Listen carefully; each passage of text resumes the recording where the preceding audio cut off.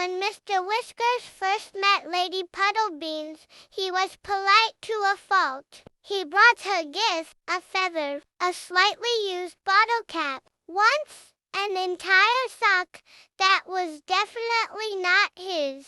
He sat 3 inches away from her at all times, pretending not to stare, while very obviously staring. If she sneezed, he looked concerned. If she blinked slowly, he melted like butter left on a radiator. Lady Puddlebeans thought this was acceptable. They shared sunbeams. They touched noses.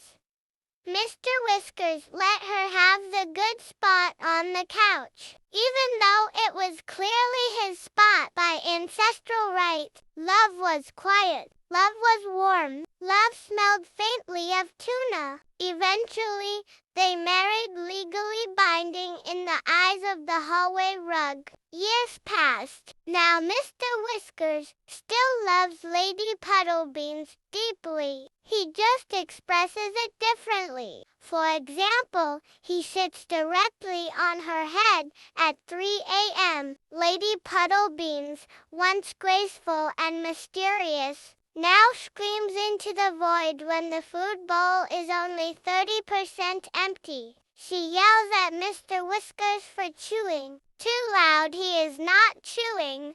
Mr. Whiskers retaliates by knocking things off the counter. While making eye contact, they no longer share sunbeams. They argue about them. You had the sunbeam yesterday. Yesterday was a different emotional time. Life is stressful. The vacuum cleaner exists. The humans are unreliable. Sometimes love looks less like nose boops and more like sitting on opposite ends of the couch, tails flicking in silent rage. But when the thunder comes, Mr. Whiskers still positions himself between Lady Puddlebeans and the noise.